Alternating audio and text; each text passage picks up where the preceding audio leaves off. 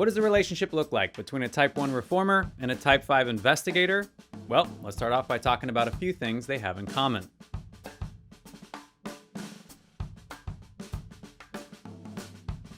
If you're looking for a high-flying, action-packed Enneagram pairing, then you, my friend, are watching the wrong video. You're going to want to head over to 7s and 8s, or 3s and 7s, or 4s and 6s, or really anywhere but here, because 1s and 5s are definitely the Downton Abbey of Enneagram relationships. But hey, if you're looking for 6 seasons and 2 movies worth of methodical character building and a stable highbrow romance founded on mutual respect, then you're in the right place.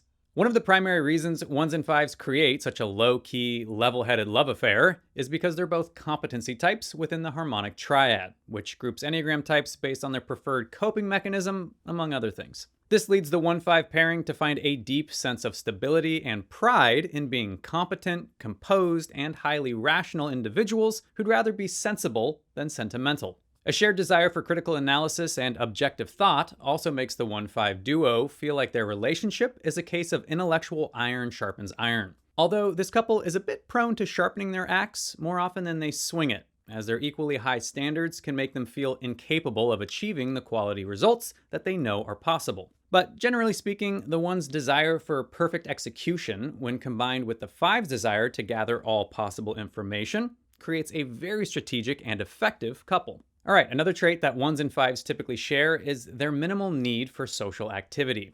Sure, they enjoy quality time with quality people, having quality conversations. But more often than not, they tip the scales in favor of focused alone time where they can concentrate on whatever work or play feels like the most compelling use of their time. And speaking of playtime, 1s and 5s have a rather interesting connection at the Type 7 enthusiast, which can look like some spontaneous decision-making, interest in a wide variety of random subjects, or engaging in a myriad of different hobbies that provide a much-needed sense of relief from their more serious responsibilities. It is important to note, however, that the 1's movement of integration is to the 7, while the 5's movement of disintegration is to the 7. So there's quite a significant difference in the motivating factor behind these behaviors. On a similar note, 1s and 5s may also connect at the Type 4 individualist, as that's where 1s go in their movement of disintegration, and the 5 can have a 4-wing. If this couple does have a strong connection at the 4, then it usually means they'll be a bit more irreverent, emotional, and hypersensitive to criticism,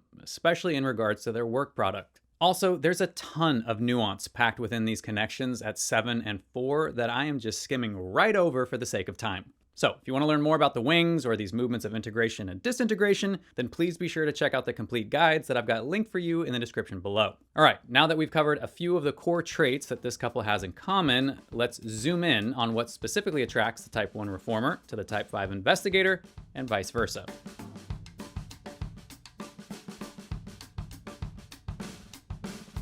The first thing that normally attracts 1s to 5s is the 5's confident approach to complicated issues. While 1s can be very intelligent people, they are at their core gut types who focus primarily on controlling their environment rather than comprehending it. This can make 1s great at using common sense to solve problems, but it can also make them more than a little frustrated when they run into some uncommon complexity. Thankfully, 5s are both more patient and more skilled when it comes to sorting through a morass of convoluted, contradictory, or complex information and emerging with more than a few helpful insights. Also, 5s as head types just enjoy mental challenges in ways that your average 1 does not, especially if those challenges exist within the 5's specific field of expertise. At which point the 1 gets to see the 5 behave like a real boss, or rather, like a commanding Type 8 challenger, as that's their movement of integration. So whether it's a crossword puzzle or a tricky financial investment, the 1 really appreciates having someone they can tag in whenever they feel stumped by life's more complicated questions.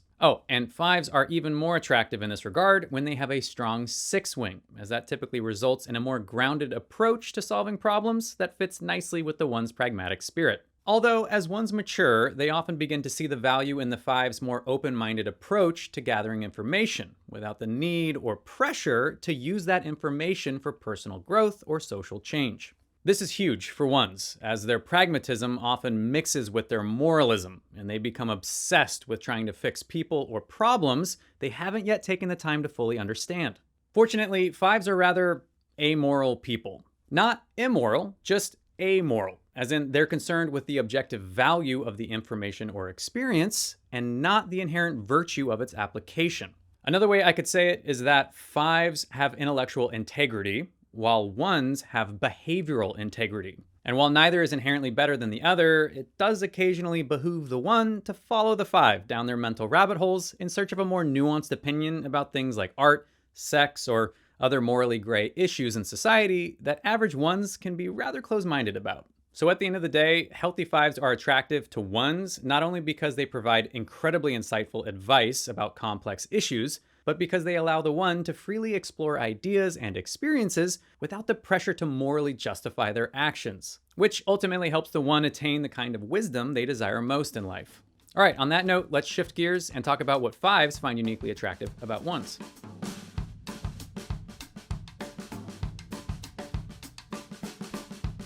Fives can be fairly reticent about committing to a long-term relationship, thanks to their ego that's constantly telling them it's easier to survive on their own. This is why all potential suitors must prove that they're more of an asset than a liability. Well, 1s do just that, with their highly competent and idealistic nature that drives them to continually add more and more value to the relationship. 1s are also very considerate partners, which often prevents them from encroaching upon the 5's beloved personal space. Now, if we take a look at the Hornevian triad, which groups Enneagram types based on the way they navigate social situations, you'll see that 5s are withdrawn types, while 1s are compliant types. Compliant types are typically ambiverts who can be a little introverted or a little extroverted, depending on what feels right in the relationship. This allows the 1 to naturally engage or disengage from the 5 based on the signals they send about their energy level and desire for human interaction. Also, 1s with a strong 9 wing are not only great at respecting the 5's personal space, but are typically more introspective, emotionally reserved, and philosophically minded in a way that helps the 5 feel both at ease doing their own thing, and yet engaged whenever the time comes for a stimulating conversation. Speaking of mental stimulation, the 1 becomes an even more attractive partner to the 5 whenever they're interested in similar topics or career fields as the 5.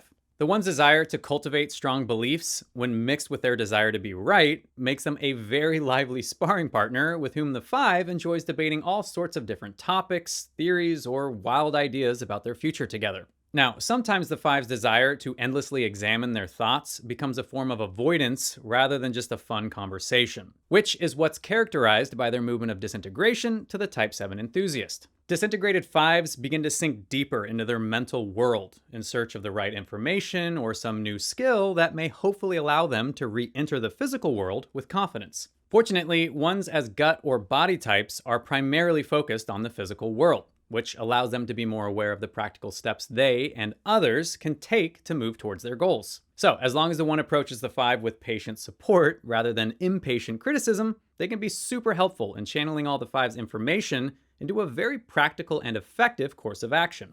This in turn leads the 5 down their path of integration to the far more self-confident Type 8 challenger. In this space, the 1 becomes a great partner to the 5, as their mixture of competency and compliance means they're able to work collaboratively alongside the 5 if they're needed, or support the 5 going off on their own if they want to work independently. So, at the end of the day, 5s find a unique value in having the 1 as their pragmatic thought partner to do life with, rather than just think about life with. All right, now that we've discussed more than a few things that can bring 1s and 5s together, it's time to talk about what can pull them apart.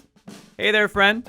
Looks like you're a little more than halfway through this Enneagram relationship episode, which means it's a great time to not only watch this fancy little neon graphic float off into the distance, but to hit those like and subscribe buttons, you know? You know what I mean? You know those buttons that are sitting right there? Don't be coy, you know where they are. You know, if you're feeling non-committal, you can just hit the like button. It's still really helpful. Okay, let's get back to it.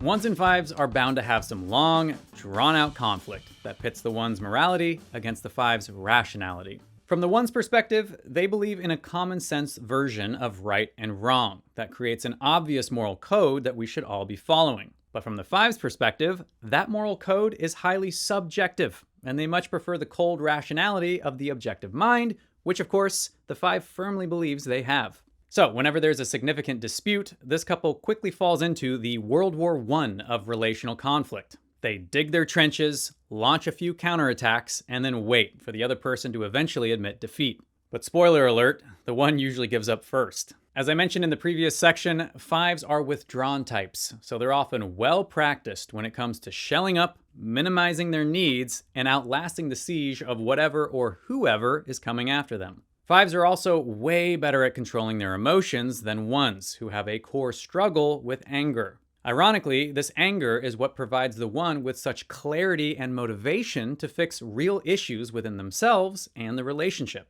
The only problem with bringing that kind of palpable frustration to this relationship is that during conflicts, the ever-strategic and highly observant 5 is able to use that anger as a weapon to destabilize the 1 and make them look totally irrational, especially when compared with the naturally stoic demeanor of the 5. Unhealthy 5s will often say things they don't even believe just to break the 1's so-called attempt at moral virtue.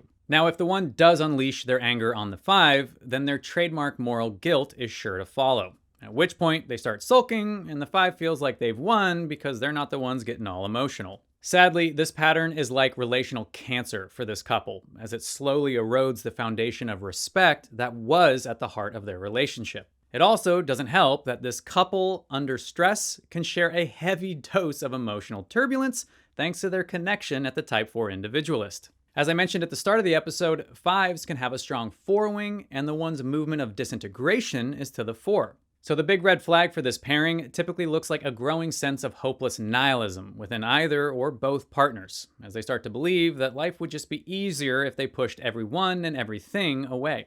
Okay, I know that's pretty bleak, and while most 5s don't mind looking into the black mirror of their potential future together, the 1s are probably hungry for some practical advice to help avoid these relational pitfalls. So let's get to it, shall we?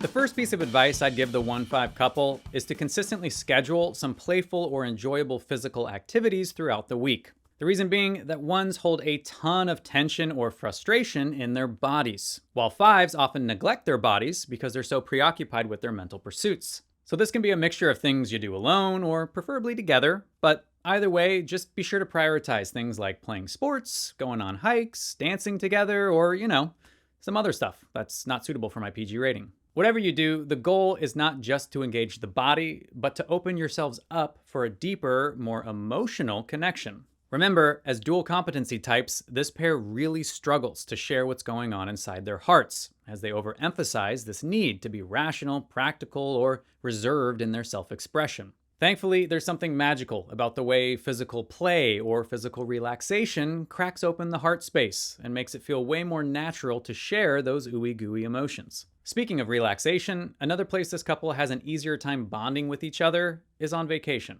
This has a lot to do with this couple's movements of integration, which I know I described earlier in the episode, but as a reminder, the 1 goes to the more fun-loving and adventurous Type 7 enthusiast, while the 5 goes to the more energetic and emboldened Type 8 challenger. So when this couple is away from their work or away from their familiar rooms and routines, it becomes much easier for them to be fully present and engage with each other in ways that evoke a sense of emotional intimacy.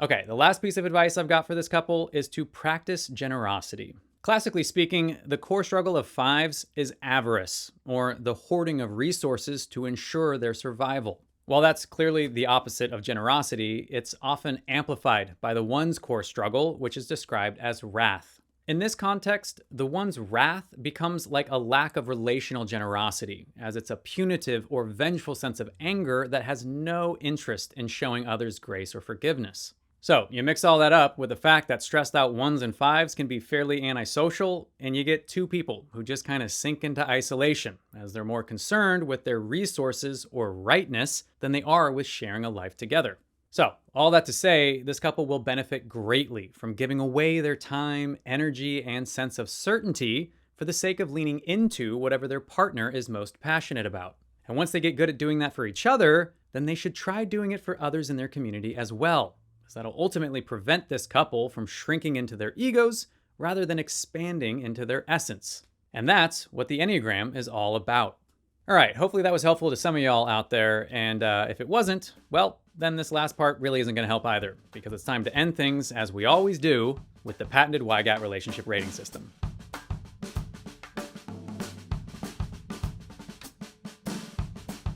First up on the YGAT relationship rating system is the spice meter. And I'd say the 1-5 pairing is the epitome of mild spice, as you got two very buttoned up individuals who restrain most of their spicier emotions in order to win the war of rationality within the relationship. So let's go with about a 2 out of 10. Next up is the power meter. And I'm gonna put this couple a few notches past the halfway point at about a 7 out of 10, as they're a highly competent pairing who just lacks a bit of the ambitious charisma necessary to go full 10 out of 10. All right, that leaves us with the fun meter, which is an easy one, as this couple definitely leans towards the cozy fireside conversation kind of fun. Although if they sync up on their movements of integration, then this couple may have more than a few moments of unexpected shenanigans. So for that reason, I'll kick them a few points, which will put them at a somewhat generous 3 out of 10. All right, folks, there you have it, the Enneagram 1-5 relationship. A couple of mild mates mindfully enjoying whatever productivity or low-key entertainment the day brings. And the day will most likely bring a cup of tea, an intellectual debate, and a withering remark from the Dowager Countess about their lack of spontaneity. That's a wrap on this Enneagram relationship episode for the Type 5 Investigator with a Type 1 Reformer. If you're shutting it down here, then I will say thank you so much for watching. I really hope you enjoyed it, and if you did, then please do me a tiny little favor and hit those like and subscribe buttons for me on your way out, if you wouldn't mind. But hey, if you're sticking around for more Enneagram goodness, then you know I've got plenty of relationship-themed content for you to choose from right here on the screen, as well as some more lighthearted content if you need a break. Take your pick.